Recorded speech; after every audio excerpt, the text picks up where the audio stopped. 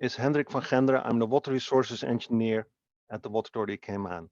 We now have a very special session by Hatch, and they are going to talk to us about waste to energy getting started. I do a few housekeeping rules. You will have the opportunity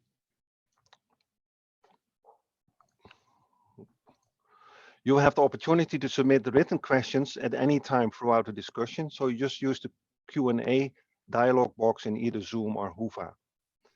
Except for the moderator, which I will do for this session, and the panelist microphones, all other microphones will be muted.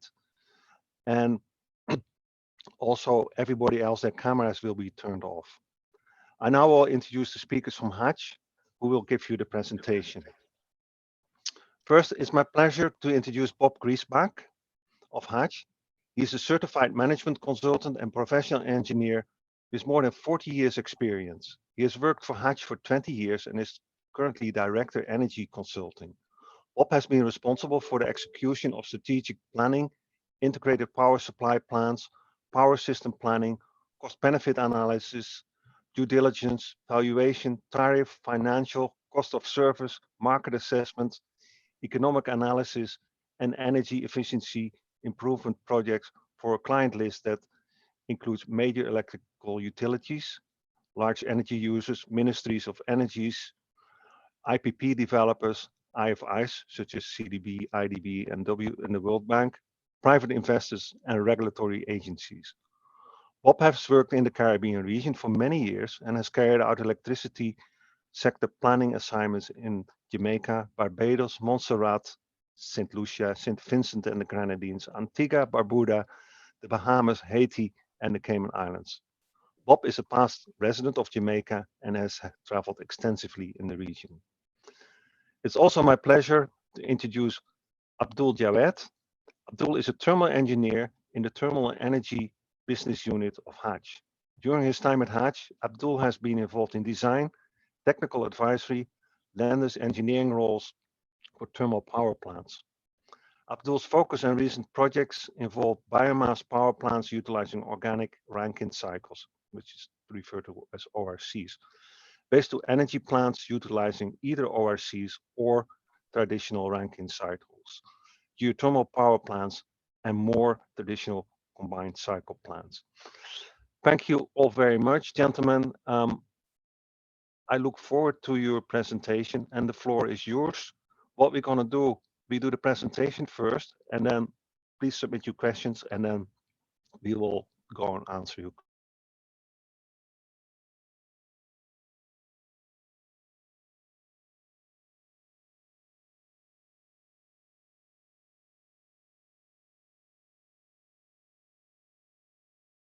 In this conference.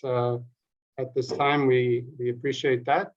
I'll share the duties on the presentation with my colleague Abdul. We're both working at Hatch, and as some of you may know, Hatch is an engineering company that's based in Canada. As mentioned by Hendrik, I've done work in quite a few Caribbean countries, and in fact, that could be a list of the countries that Hatch is currently working on energy studies of one sort or another at the moment. So we're pretty active in the electricity sector. In the water sector, not so much. Our most recent work that I'm aware of is in Montserrat, where we did a kind of integrated resource plan for electricity and water combined, and tariff study for both sectors. Working with us is a company that by the name of Chester Engineering that was more active in the water sector in the Caribbean region. They're now part of Hatch, so we have that background with us. So I'll start the presentation. Agenda-wise, I'll give a bit of background and context for waste to energy, and then we'll talk about technologies for on-site waste disposal. That'll flow into the key aspect of this talk is how do you take that energy from the waste disposal and produce useful energy from it. In this case, we're focused on electricity as the outcome of using that waste energy from the disposal. And we'll talk a bit about the environmental and social considerations that relate to waste to energy systems. So that's our overall agenda. As far as the background and context, our theme here is really, we have some waste. Let's not waste it on just getting rid of it. Let's make use this resource as a valuable resource and produce some energy as we dispose of the waste. So there's a few probably fairly obvious factors here, but I just mentioned them as the starting point. Typically, countries are running out of space in landfills. This is pretty general in different places around the world. And when you look at small islands, there really may be very limited places where a new landfill could be put in place or expanded, the one that is there. And obviously, even if there is space, landfills are certainly, in most cases, not very nice to look at, and attract activity in terms of trucks and perhaps undesirable rodents and whatnot in the area. So not something that you really want to have, I think. And on top of that, when you put waste in landfills, generally it results in methane emissions, if not other emissions. And while it is possible to harvest that methane, it's generally difficult and expensive to do so, even with some advanced planning. So it's not a great solution.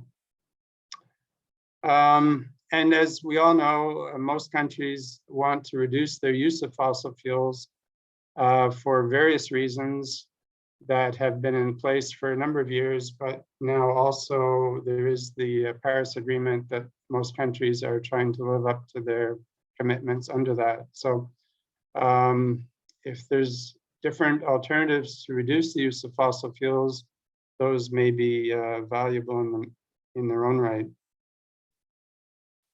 Just a quick mention of this Paris Agreement. There is an important conference coming up in Glasgow, Scotland, in November of this year, which is the postponed Committee of Parties getting together to talk about climate change and how we can deal with it. In preparation for that, they prepared a report called United in Science 2021. And unfortunately, this report is showing what most people probably expected to be the case, is that greenhouse gases are a continuing problem and not being abated the way we would like them to be. Under the Paris Agreement, most countries, and I think there's 196 odd signatories, prepare what they call nationally determined contributions reports, which initial ones were done about 5 years ago, and then a lot of countries have updated them since then. And these basically show sort of background on the greenhouse gas emissions within a country and possible ways to mitigate the emissions as well as adapt to the impacts. In any event, they did a summary of those NDC reports in this synthesis report issued in September. And they found, first of all, that many countries need to be more active in their greenhouse gas emissions efforts in order to have any hope of being within the temperature increases that are embedded in the Paris Agreement. And about 40 or so of these reports mention waste to energy as being an area of interest in helping them potentially deal with the problem.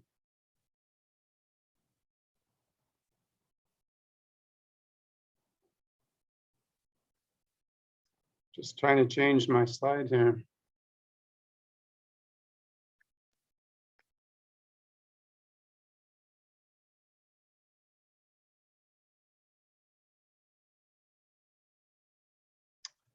Okay, so getting started on waste to energy. As outlined above, there's some good reasons why waste to energy could be of some interest.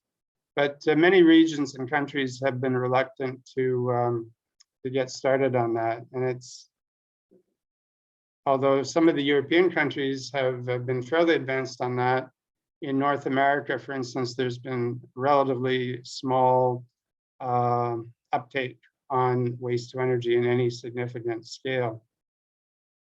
One of the reasons is there are concerns about emissions, and there's some thinking that the tried and true RRR, reduce, recycle, and reuse, will solve the problem. But this is not proving to be too effective, and a lot of places where there are big recycling programs that people religiously follow each time they put out their trash, if you trace the where the recycled material is going, it may not be really what you were hoping for.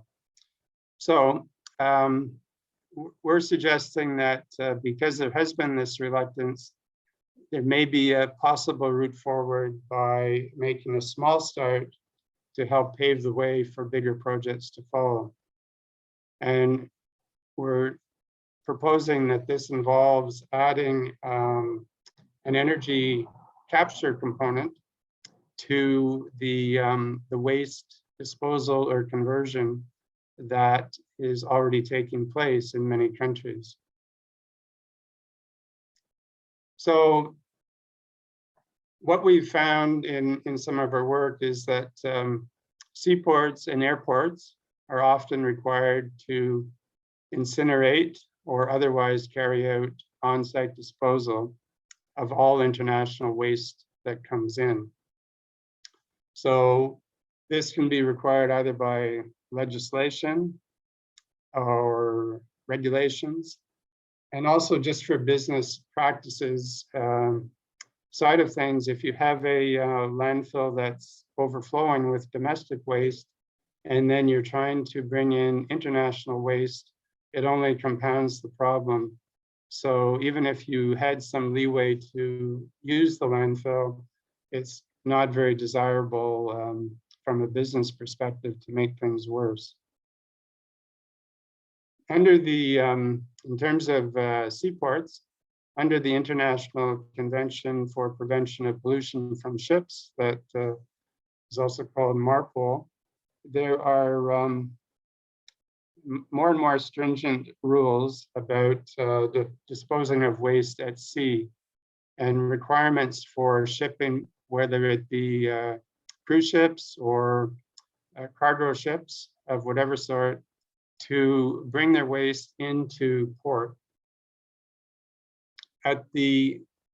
And some of the countries have national level legislation that deals with this situation, but there's generally speaking a requirement for ships both to bring their waste to port and for ports to accept that waste and deal with it. Obviously, in airplanes, it's a little more difficult to throw the trash out as you're flying through the skies, but the same situation prevails when you land. If there's a requirement to dispose of that waste by incineration or similar means, airports will have incinerators. Our finding, and this is not based on a detailed survey, but in general observation, most of the seaports and airports that do have incinerators are not using them to produce useful energy. So our suggestion that we're putting forward in this discussion is to find ways to add waste to energy to existing incinerators or similar disposal, as a demonstration as to how this technology could benefit the country as a whole in solving some of the problems. And so it's sort of viewed as a small step forward to provide demonstration and identification of these technologies. Whoops. My apologies.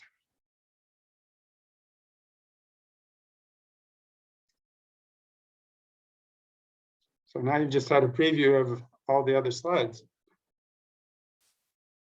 So when you are looking at waste to energy projects, if you are starting kind of from ground zero, or if you are retrofitting something that is already there, there's some considerations that may or may not be prevalent in a given situation, but in most cases probably apply. So first of all, what are the properties of the waste stream? How easy is it to burn, and what is the heat content? So moisture, heat content, calorific value, and are there any particular noxious substances that you want to try to make sure don't get mixed in? What are the typical volumes of waste that you would be required to process? And is there seasonality to this? In the case of some seaports that are home porting cruise ships, there may be a distinct difference between the winter cruise season and the summer season, where there's less cruise ships, so there's less waste to handle. And that comes to whether there are supplemental waste streams available that could allow you to have a more steady amount of waste over the year. Question of whether you have any space to store waste, if you're only going to be running batch operations, or if you can run it on a more continuous basis, then perhaps the waste can go directly from where it comes in to the disposal facility, and storage may not be so much of an issue, but that is not too common from what we found. And the ability to sort or pre-process waste in terms of the space available, the cost of the equipment required to do that, whether the labor force is able or willing to handle waste materials in some format to do this. As you'll see in Abdul's presentation, some of these factors determine what is the best technology to be using. And obviously of extreme importance is having a facility that you can clearly demonstrate meets all of the national and international emission standards that apply.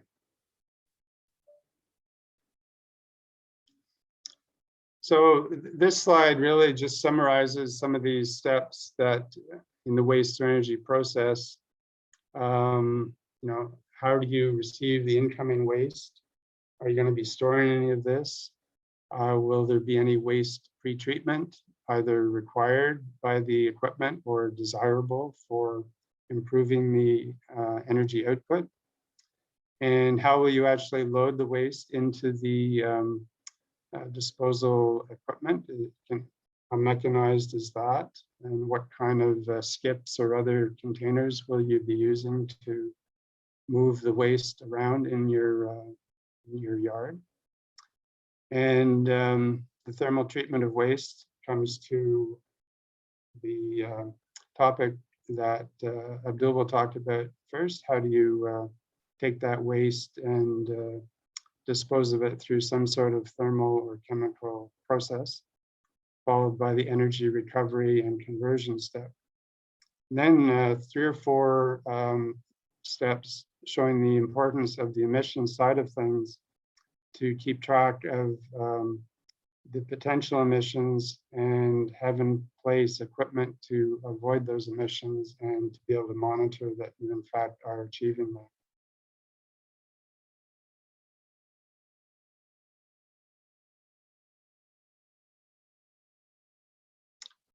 Apologies again.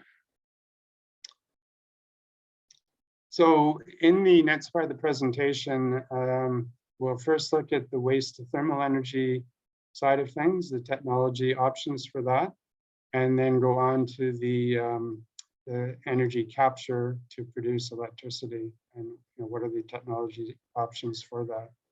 So Abdul, over to you. Thanks, Bob. Let me just share the screen over.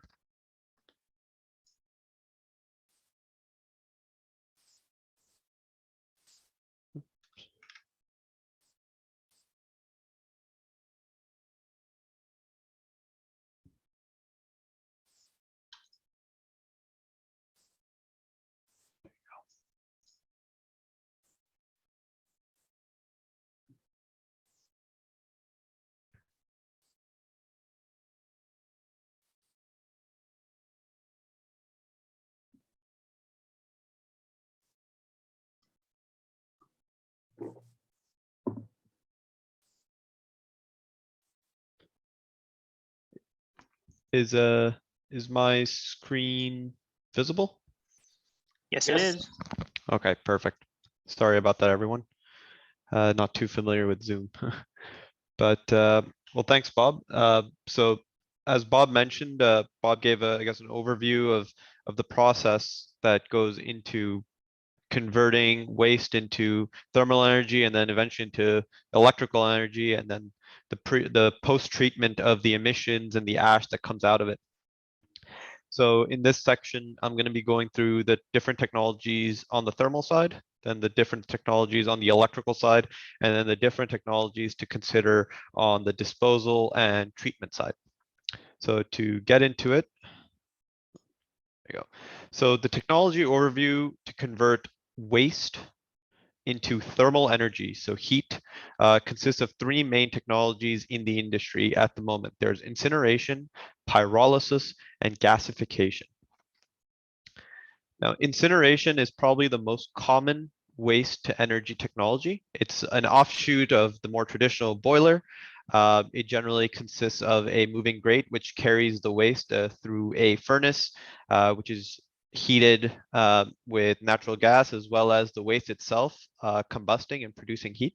It produces warm air, which is then taken over to a boiler or a heat recovery system, which is used to heat water or a thermal oil to allow heat exchange to transfer that heat from the flue gases being produced in the incinerator into a more useful medium to carry the heat. Usually it's either steam for a turbine or thermal oil for heating loops, etc. Now, this is a technology that's been around probably the longest. It's very similar to boilers, and as a result, it's got a lot of benefits to its name. Firstly, being it's the most mature technology. It utilizes technologies that we've been using for a very long time, such as the moving grates, such as the traditional burners and natural gas burners, as well as general waste burners. It can treat multiple waste streams. So there's very little or almost no requirement for pre-treatment and pre-sorting of the waste going into the incinerator. You can generally just group the waste up into bins and dump it all directly into the incinerator at a steady flow rate, which is controlled by the moving grate. And it will combust almost everything, and whatever does not get combusted will end up at the bottom of the incinerator in the form of ash and other waste. It's very popular because it's a large reduction in volume and mass of the products. It reduces the volume of waste into ash at the bottom, as well as fly ash that's captured. But it also has its limitations. Firstly, it's got a high capital cost, and the reason for that is it's not just the incinerator that's being procured, but it's also because there will be a heat recovery unit or a boiler along with it. There will also be a lot of emissions controls systems that will also have to be purchased along with it. So the costs add on, and at the same time, it produces a lot of ash and other waste gases, which could lead to high O&M costs for required maintenance on the tubes that might be seen inside the walls of the furnace, the emission systems as well. Now, it generates quite a bit of bottom and top ash, and the the low calorific value waste streams generally reduce the plant efficiency. Since you're not pre-treating the waste and pre-sorting the waste, a lot of times it is not the most steady of combustion processes as you might see in traditional boilers and the other technologies that we're going to be discussing after this. Next, we have pyrolysis. So pyrolysis is a thermal conversion process which takes place with the aid of a catalyst. It's a thermal decomposition of the materials of the waste in an oxygen-free environment in the presence of a catalyst. The temperature range for this sort of process is around 350 to 500 degrees Celsius. So it's relatively lower in temperature than you might see inside an incinerator, and that which we're going to be discussing with the gasifier. But the advantage of this is twofold. It produces both flammable or combustible gases as well as liquids, and at the same time, it is also able to self-sustain itself. So, looking at the diagram that we have on the top right, the pre-treated waste is entered into the pyrolysis reactor where it's decomposed to produce gases and liquids, which are then taken off the top. But these are then fed back into the main combustor to produce the heat for the process to sustain itself. And at the same time, the process is also producing heat and flue gases, which are then pulled out of the combustor and then used for heat recovery processes at the same time. So it's almost a continuous process that self-sustains itself, very similar to the incinerator, but in this case, you're not looking to combust the waste, you're only looking to decompose it to produce waste gases such as syngas as well as combustible liquids. Now, these waste gases and combustible liquids can be used to operate modified gas turbines as well as modified reciprocating engines, but they can also be fed back directly into the pyrolysis machine to produce heat, which can then be used similar to the incinerator with a heat recovery unit or a boiler or a thermal oil heat exchanger. Now, the benefits of this system is that it uses significantly less air as well as wastewater to the incinerator. There's a lot less emissions because you're not completely combusting the waste, you're only converting it into a more useful form. And as a result, it's also cleaner because there's no ash and all the other acids and vapors that you might see coming out of the waste. But there are also quite a few limitations. Since this is a very controlled process, a lot of pre-treatment and sorting of the waste has to be done before it can be fed into the reactor. Unlike the incinerator, you can't move all the waste directly into the incinerator and expect it to combust. The waste over here has to be controlled. The properties of it have to be controlled. The moisture levels, etc., also have to be controlled. A lot of times you need to make sure the surface area of the fuels is relatively similar. So you will probably need a shredding or a grinding process to make sure that it's all continuous and consistent.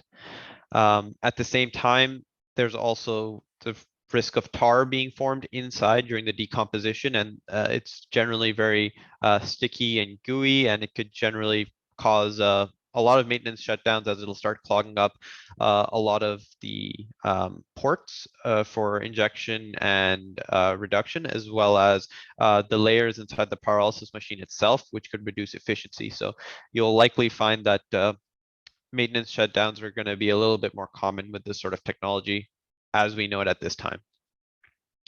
And then the third technology that we have to convert waste to thermal energy is gasification. So gasification is a very similar it's a very similar process to pyrolysis. The key difference being that while in pyrolysis it's an inert environment with no oxygen, in gasification there's a limited amount of oxygen available inside the reactor, and there is no catalyst. And at the same time, it generally works at higher temperatures, where the pyrolysis was operating between 350 to 500, this operates between 750 to about 1100 degrees Celsius. So it's significantly warmer. And this process produces no flammable liquids or liquid products. It produces primarily gaseous combustible products such as syngas, hydrogen, carbon monoxide, and such. And these sort of products are generally very, very good to be fed through an internal combustion engine or a modified gas turbine to be able to extract power or electricity from this form. Now, the benefits of this technology are that there's significantly lesser air and wastewater emissions compared to incineration, somewhere similar to pyrolysis. There's need for post-combustion air pollution controls is minimized, as you're not producing a lot of harmful gases. You're generally capturing them and then reusing them. There's a lot less ash, and there's also a lot less capital costs in terms of equipment and emissions control relative to the other options. But there are quite a few limitations. First of all, being the immaturity of this technology, and this also goes for pyrolysis relative to incineration. These are relatively new technologies that are still being piloted. Their TRL level is relatively lower to incineration. As a result, they're likely to have more maintenance issues.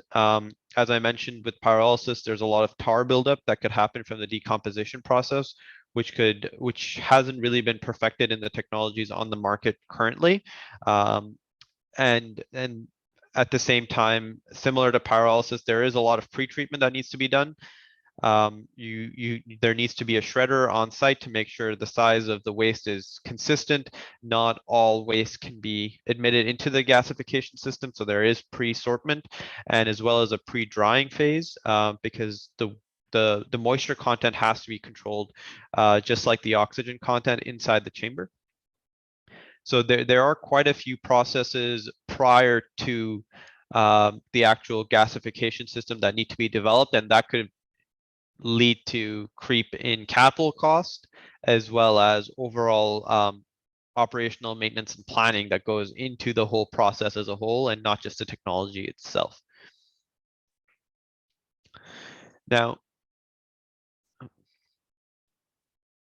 going into thermal energy to electricity. So now that we've determined how the waste is being converted into thermal energy, we will now look at methods in harnessing that thermal energy being produced from the waste and converting it to electricity. So I would say we're in about the second stage of the waste to energy process. Now, the different electricity generation technologies that are generally utilized with waste to energy projects there's this traditional or steam Rankine cycle. This is when waste steam is used to generate steam. Waste heat is used to generate steam, which is then used to drive a steam turbine. An organic Rankine cycle, which is, as the name suggests, similar to the traditional Rankine cycle, but as opposed to using steam, you're using an organic fluid such as your refrigerants, your isobutanes, isopentanes, and other compounds. Both of the Rankine cycles are very popular with incineration and pyrolysis, and the reason for that is, as mentioned before, both incineration and pyrolysis are able to produce hot flue gases from the combustion combustion or the partial combustion process, whereas gasification generally produces combustible gases, which is why for gasification, the more common technologies are internal combustion engines, gas turbines, and integrated gasification combined cycles, which are all similar to the traditional combustion technologies that we have, but the burners and the system in general has been optimized to burn a fuel with a slightly lower calorific value than natural gas and use either syngas or carbon monoxide and hydrogen gas. Now, moving into the Rankine cycle. Now, the Rankine cycle, the traditional Rankine cycle, all Rankine cycles consist of four main components. So there is a pump, which allows for compression of the working fluid to a high pressure, followed by a boiler, which absorbs heat from a combustible medium or heat from a combustible medium to boil or vaporize the fluid in the Rankine cycle, which is then transferred over to a turbine, which is able to extract the energy from the vapor into mechanical energy. So you're converting thermal energy to mechanical energy of the vapor. And then finally, a condenser, which is a heat sink to remove the heat from that's entrained within the working fluid of the Rankine cycle. Now, there's two main types of Rankine cycles. There's a traditional or steam Rankine cycle, which consists of a working fluid of water, of steam. And then there's the organic Rankine cycle. Now, an organic Rankine cycle uses organic working fluids such as refrigerants. You are R32.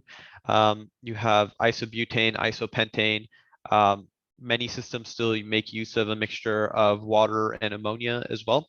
Now, one piece of information regarding the organic Rankine cycle is that you'll be able to see here is that it generally consists of an intermediary heating loop. So as opposed to taking energy directly from the flue gas, you generally have a thermal oil circuit that comes into play, and there's two main reasons for this. One is to remove any risk of contaminating the ORC circuit if there were ever to be a leak across.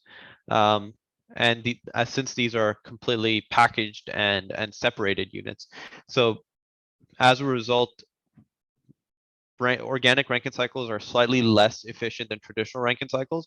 And in addition to this, organic fluids such as the isopentanes and isobutanes used in the system aren't as efficient as water in operating a Rankine cycle. And the reason for that is that their heat capacity isn't as high. But with that being said, we'll dive into that a little bit more. So the major mechanical equipment that you see in both of these systems, so your steam Rankine cycle or SRC, you have a waste heat boiler and boiler feed system. You have the steam turbine and generator package to extract the heat from the steam or extract the energy from the steam. Then you have a cooling tower or air-cooled condenser to condense the steam once it's out of the turbine. Then you have a water treatment facility and an emission abatement equipment. The emission abatement equipment is generally linked to the waste heat boiler and boiler feed system. And the water treatment facility is to treat the water coming out of the turbine, and as well as any blowdown that might be removed from the system and added back in later. Now, organic Rankine cycles are a little bit more simplistic in terms of equipment. So there's your waste heat exchanger or thermal oil heater. So as opposed to a traditional boiler, it'll be a heater that produces hot oil, and that hot oil will then be fed into the ORC where it will vaporize an organic fluid. Then you have your ORC package. Now, this is traditionally a skid mounted unit, which consists of an organic turbine, which is designed for organic vapors. Then you have a vaporizer or a heat exchanger, which is similar to a boiler, but specific for the organic fluids, and it'll have its own pump and air-cooled condenser. And lastly, you have your emission abatement equipment from the waste. This is once again for the incinerator or the pyrolyzer that might be used to produce the waste heat. Now, as a comparison of both benefits and limitations of a steam Rankine cycle against an organic Rankine cycle. Now, steam Rankine cycle, it consists of a working fluid of steam. So it's non-toxic, non-reactive, it's very safe, and it's traditional technology. The working fluid doesn't cost that significant, considering water is abundant, and there's many ways of getting it and being able to treat it and enter it back into the system. And it's probably the most mature technology there is in this realm. Steam turbines have been used for many years. They're very well understood, and as a result, there are a lot of vendors out there, and there's a lot of proven technology that's already used, which keeps the cost low. They have a high power to weight ratio relative to reciprocating engines, and they also have a higher efficiency than traditional gas turbines. Some limitations of the steam Rankine cycle is that for waste energy systems are generally smaller systems. They're not large plants. They're usually smaller plants in a localized area. And as a result, the efficiency of the steam turbine drops a little bit. Steam turbines are best utilized at large scales, as you see in combined cycle plants, in coal plants, and in nuclear plants. Whereas in waste to energy plants that Hatch has experience with, they're generally smaller. They're usually 1 to 2 megawatts or even smaller than 1 megawatt. As a result, the equipment doesn't scale best. It's still efficient or more efficient than an ORC, but not anywhere near as efficient as it is on a higher scale. At the same time, there's also a longer startup time when it comes to steam turbines. It needs to be preheated and rotated before it can start. So if it's a very cyclical system, so if it's batch production and the boiler is only producing heat at specific times, this could cause an issue, as the steam turbine would have to be started up every single time, and that could be a lengthy process. It's not as fast start as some gas turbines or even an ORC. And then there's the footprint. So there's a lot of auxiliary equipment that comes around in a steam Rankine cycle. So there's going to be a feed water system. There's going to be a water treatment plant, as well as cooling towers, etc., for removing the large amount of heat from the steam. And as a result, your traditional SRC or steam Rankine cycle plant could be larger than an ORC, which is a skid-mounted unit, which is generally smaller and packaged to be and designed to be much smaller. Now, benefits of the ORC are that there's minimum maintenance, as there's very few moving parts. It's a skid-mounted system. It's all in one package, all in one skid. Your main rotating equipment is just the organic turbine, which generally is less likely to fail than a steam turbine, and the reason for that is there's less effects of corrosion. The fluid generally has a lower viscosity, so less strain on the blades, and it's a very controlled environment. It's got a higher availability, as the startup time is a lot quicker, and there's less downtime for maintenance and such. This sort of equipment is generally autonomous. It does not require a lot of personnel to operate. There's not a lot of auxiliary systems. Most vendors can provide this equipment to be operated autonomously and provide packages in which they can manage the operation of this equipment remotely. As a result, there's very little requirement for staff to observe this equipment around the clock whenever the system is being operated.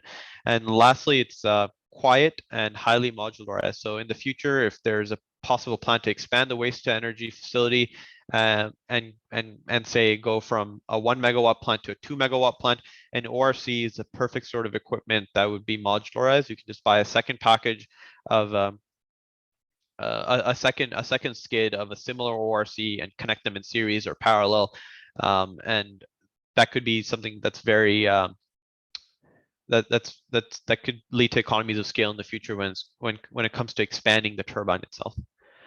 Some limitations of the ORC versus the steam Rankine cycle: they're less efficient.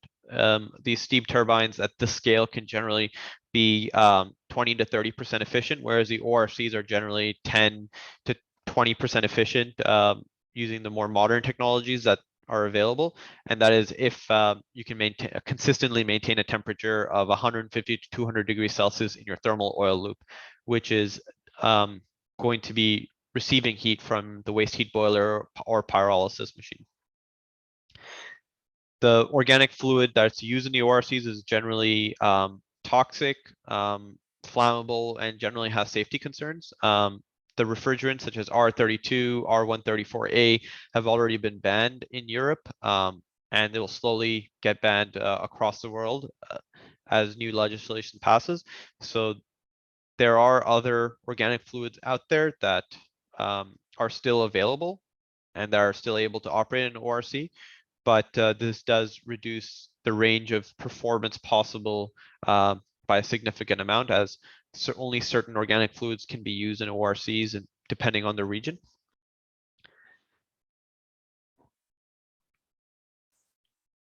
So over here we have a very simplified process flow for a traditional steam Rankine cycle, specifically for a municipal solid waste facility. So as you can see here, the municipal solid waste is dumped into a landfill or a collection station over here, which is then fed into the incinerator using whatever feed technology is available, whether it's automated or manual. It is then fed into the incinerator where air is being pumped in, as well as some natural gas is being supplemented to start the process. The heat, the hot flue gases are transferred into a two-stage heat exchange or heat recovery zone, where you have a series of low pressure and high pressure steam being produced, which are then fed into a steam turbine, followed by a condenser, which is then operated using a cooling tower. On the bottom side, you have ash being produced from these furnaces or heat recovery units, which is being collected into an ash transport device. The flue gas is transferred into a gas cyclone, which is able to remove larger particulates of ash from the flue gases, and then the cleaned flue gas is then transferred into a baghouse, which is able to remove the smaller particulates, and then a fan and a stack to get rid of the flue gases.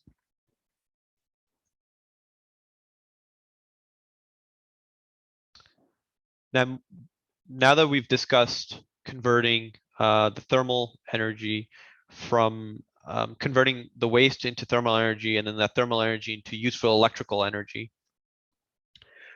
we can now discuss environmental and social considerations. As we all know, as Bob mentioned, burning waste isn't necessarily the cleanest option. As a result, depending on the process being used, there will be emission abatement equipment required to clean the flue gases that are coming out of the back end. And this section will be discussing those. Now, the required environmental control system, whether that be a part of handling the air, wastewater, or solid emissions, is heavily dependent on the properties of the waste feedstock. Now, if it's general municipal waste, there could be a lot of ash, a lot of fly ash being produced. If it's more controlled biomass, such as wood, there might be different requirements for the sort of equipment required. So it's very important as a first step in any waste energy process to study the waste that is being combusted through either incineration, pyrolysis, or gasification to determine what will be coming out of the equipment and what will need to be treated. Now, flue gas treatment systems are implemented will ultimately be based on the sort of chemical pollutants that are entrained in the flue gas, such as different acids, as well as vapors that might be carried with the flue gas. There are two main types of airborne emissions that are produced by these boilers and pyrolysis and gasification systems. There's gaseous pollutants. So these are gas-based pollutants. They're non-solid. They could be vapor, or they could actually just be gaseous particles themselves.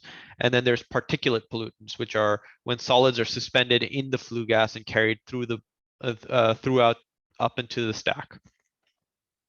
Starting with the gaseous pollutants, there's two ways of dealing with the gaseous pollutants. There is destructive, and this allows a chemical transformation of the pollutants. And then there is a separation, which involves converting the pollutants from a gaseous phase to a different phase. Now, as you can see in the destruction, one of the options is to have a secondary burner where you pull in the raw gases being produced, and you heat them a second time and try to completely combust any sort of impurities that might be entrained in the gas itself. And then the second option is separation. And you can do this using a wet scrubber. So in a wet scrubber, you pass the gas through a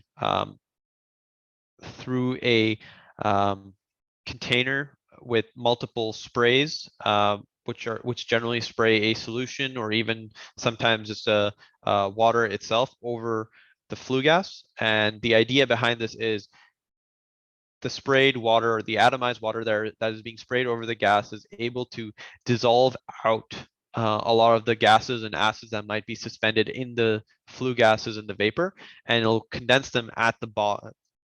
It'll condense them once they come in contact with the water and drop to the bottom where they can be collected in solution and then disposed of in a more socially responsible way, as opposed to letting them go through the flue gases and into the air. These sort of systems are very important because a lot of these acids that might be entrained in the flue gas can eventually lead to acid rain and many nasty effects such as that into the atmosphere. Other gaseous pollutant controls and technologies there's SCRs, which is selective catalytic reduction, and this uses a catalyst or reducing agents such as ammonia to break the bonds of a lot of the gaseous pollutants that might be entrained in the flue gases and to reduce them into nitrogen as well as other less harmful gases. And then there's selective non-catalytic reduction, which doesn't use catalysts, but it uses reagents that specifically react and under high temperature break down the bonds of the gaseous pollutants that might be in there. It's very similar to the destruction option that we saw in on the previous slide. And then lastly, there's a dry scrubber. So we already discussed a wet scrubber, which is a spray of solution, and it helps to dissolve out a lot of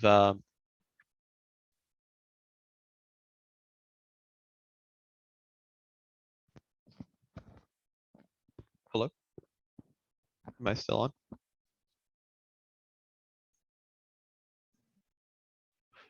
Abdul, you still on? Yeah, please Go continue. ahead. Oh, sorry. I think my headphone disconnected. Apologies. So going back to dry scrubbers.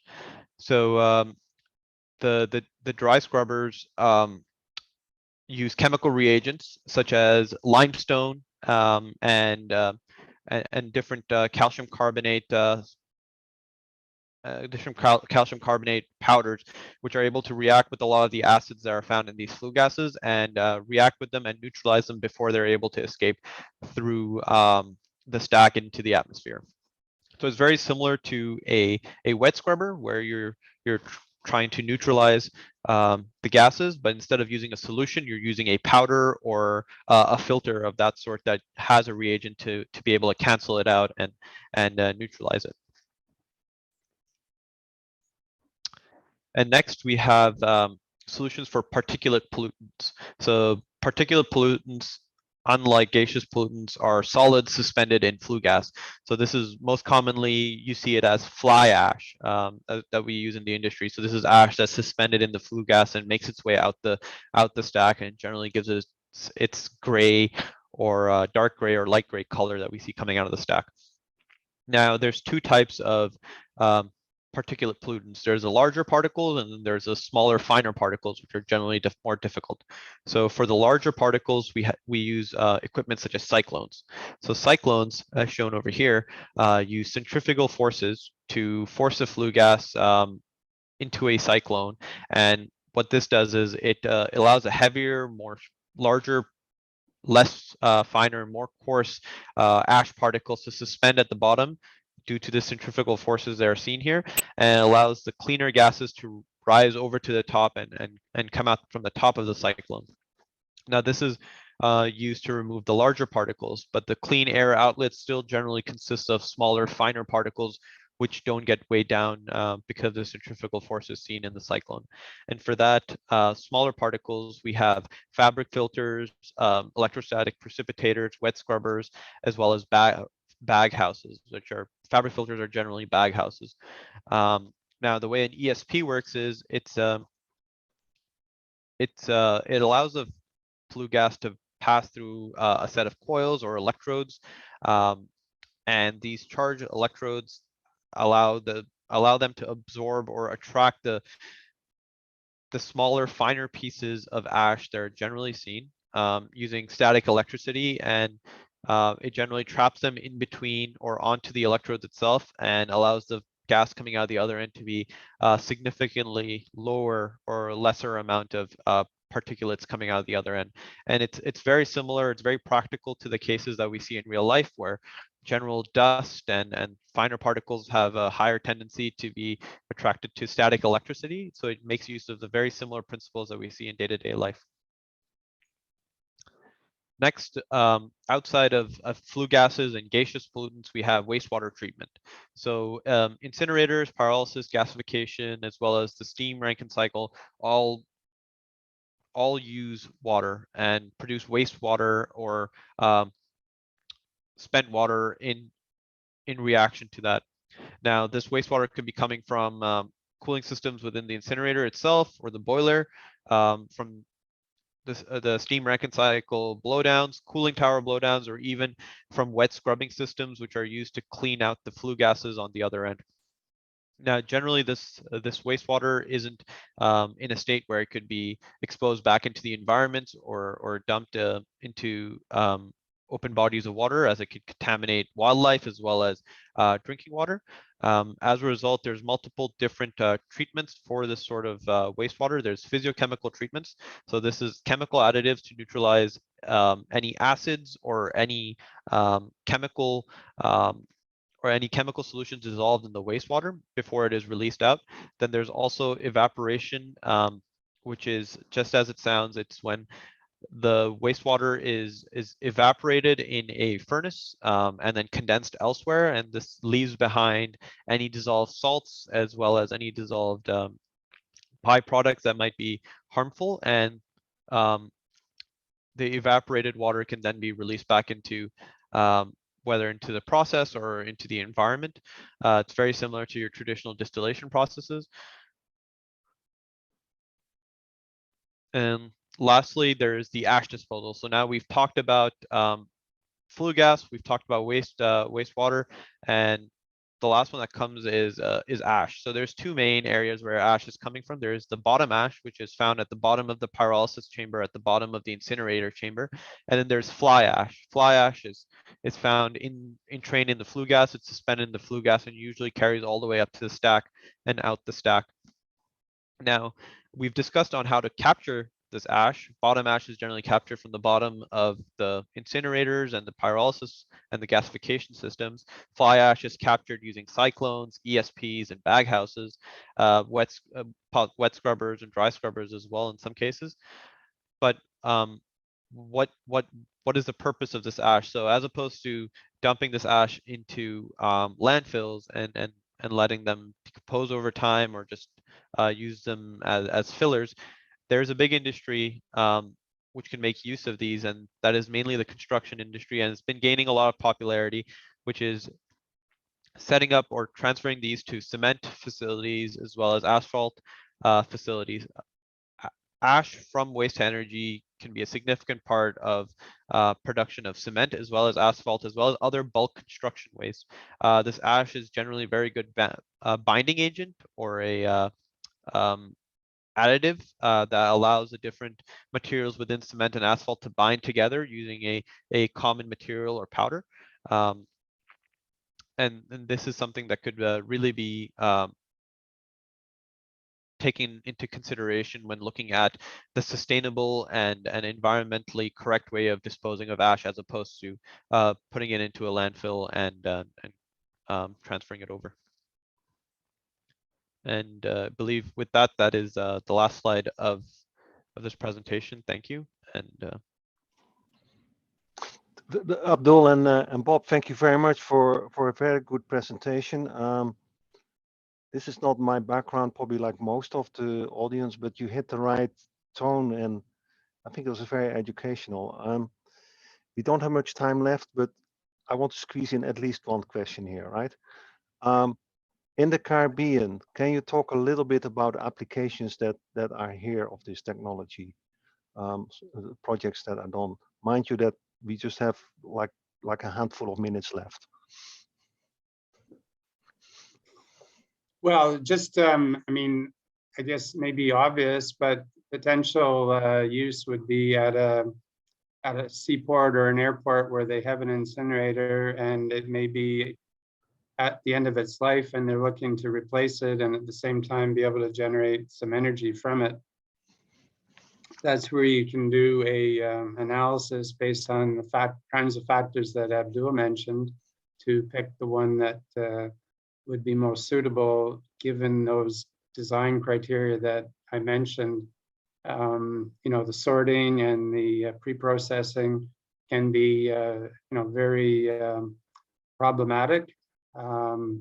So, in some cases, you might come up with the very sort of vanilla approach of an incinerator with an organic Rankine cycle would be the, steam Rankine cycle would be the sort of most straightforward approach. When you look at it more carefully, you might pick a more one of the other ones as better for your situation, but it's very site specific. Thank you. Thank you, Bob. Actually, unfortunately, we run out of time for more questions. I think there was a lot in this presentation. The good thing about it is all the presentations throughout the conference have been recorded. So anybody who wants to revisit them, they're not up right away, but they will be posted and we can all go back and watch these presentations again. I want to thank you, both Bob and Abdul, very much on behalf of the organizing committee here at the Water Authority Cayman and the Caribbean Water and Wastewater Association for a very, very educational presentation. If there's anybody has any more questions, please work your way for HUVA. You find the contact details there for Bob and Abdul. If you can't find them, just drop an email to the local organizing committee and we know we will pass on your questions. Thank you all very much. And on behalf of the Water Authority and the CWA, thank you very much for attending these sessions.